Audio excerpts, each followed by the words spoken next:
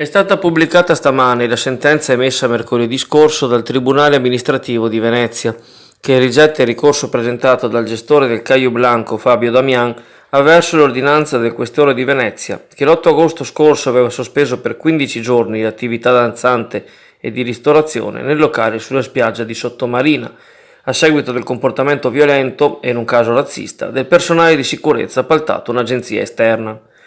Nelle circostanze il Caio Blanco era stato riaperto agli eventi prima del termine, ovvero il 14 agosto anziché il 23, quando proprio lo stesso TAR valutava la grave entità della perdita economica in atto e revocava il decreto di rigetto del primo ricorso emesso solo 24 ore prima. Un comportamento quantomeno ondivago, quello della giustizia amministrativa di primo grado, che trova riscontro anche nell'ultima sentenza, numero 871, la quale appunto respinge il ricorso e condanna le società Girasole al pagamento di 2.000 euro a titolo di spese processuali.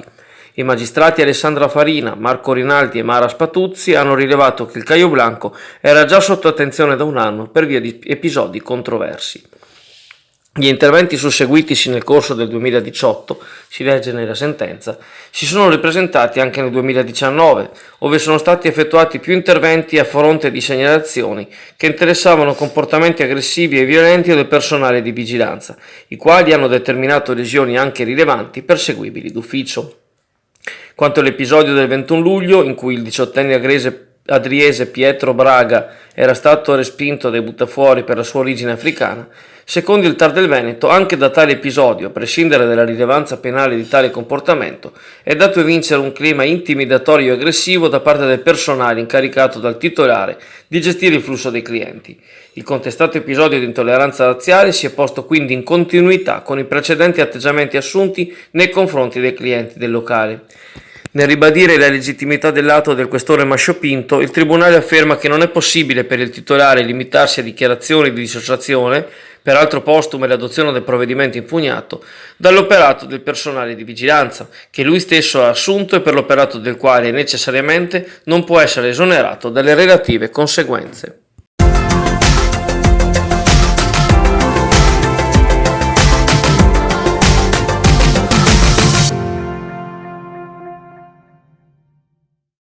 Sviluppi in vista per il caso di Marco Colelli, l'energumeno di 49 anni che ha terrorizzato con minacce e percosse gli inquilini delle case Ater di Cabianca, ottenendo anche una condanna a 2 anni e 9 mesi di reclusione.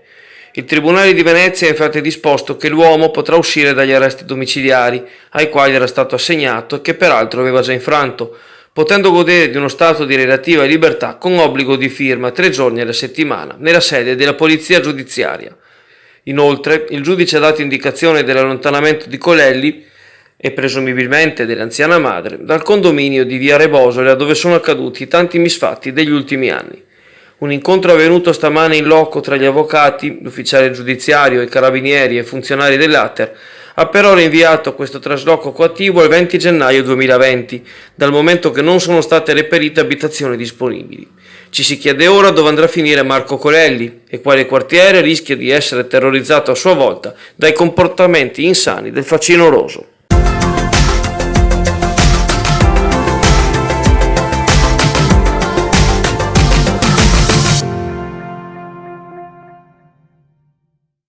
Il sindaco Alessandro Ferro stamane ha provveduto alla nomina di 2 membri del consiglio di amministrazione dell'IPAB Felice e Federico Casson, dopo le defezioni dell'ex presidente Ortensio Crepaldi e del consigliere Giorgio Filippo, per ristabilire il numero completo di 5 consiglieri.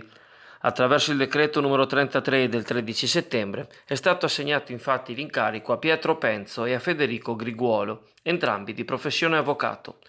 Auguro buon lavoro ai 2 nuovi componenti del Consiglio di amministrazione del Centro Servizi Anziani, commenta il sindaco Ferro, che aggiunge: i candidati valutati dall'amministrazione, una decina, erano tutti di alto profilo. Sono certo che il Consiglio di amministrazione dell'IPAB, a breve a pieno regime, possa continuare l'ottimo operato che fin qui ha dimostrato di mettere in atto.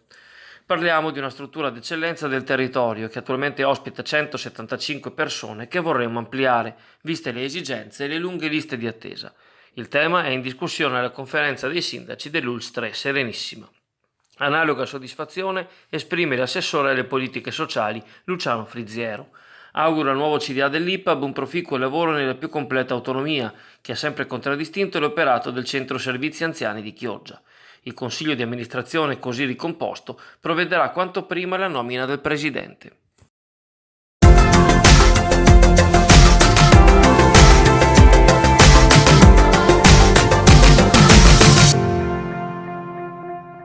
Come si racconta una vittoria per 6-1 in trasferta? Nella memoria recente del calcio chioggiotto, ma forse anche in quella più lontana, non vi è traccia di una simile evenienza.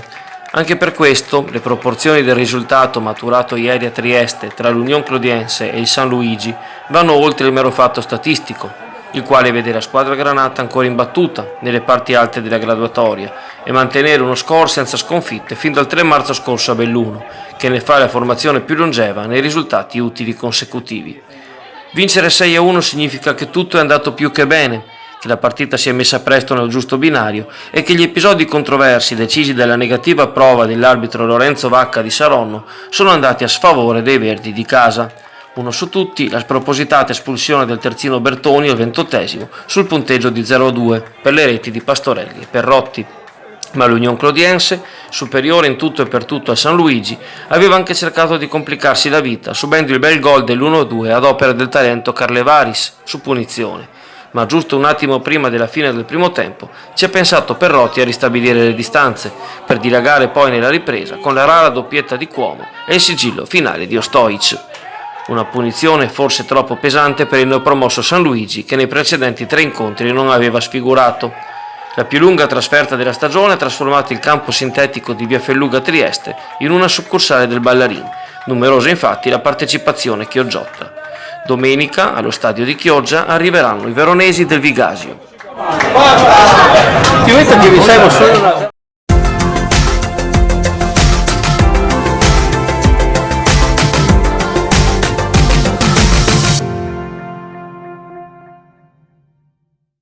Il Tennis Club Chioggia organizza per i giorni dal 16 al 20 settembre una prova gratuita riservata a bambini e ragazzini che avrà luogo a Sottomarina nei campi coperti Casa Libera, laterali a Viale Mediterraneo. In vista per l'attività sportiva della stagione 2019-2020, il Tennis Club allestisce oltre al mini tennis dai 5 agli 8 anni anche corsi per principianti e di pre-perfezionamento per ragazzi dai 10 ai 18 anni. La prova gratuita è in calendario dalle ore 15 alle 16 per i nati fra il 2004 e il 2006, dalle 16 alle 17 per i nati tra il 2007 e il 2009, dalle ore 17 alle 18 per chi è nato tra il 2010 e il 2014 compreso. I corsi sono tenuti dal maestro nazionale Eugenio Cester e dall'istruttore di secondo livello Andrea Bellotto. Per informazioni è possibile contattare la segreteria del Tennis Club al numero 391 435 1708.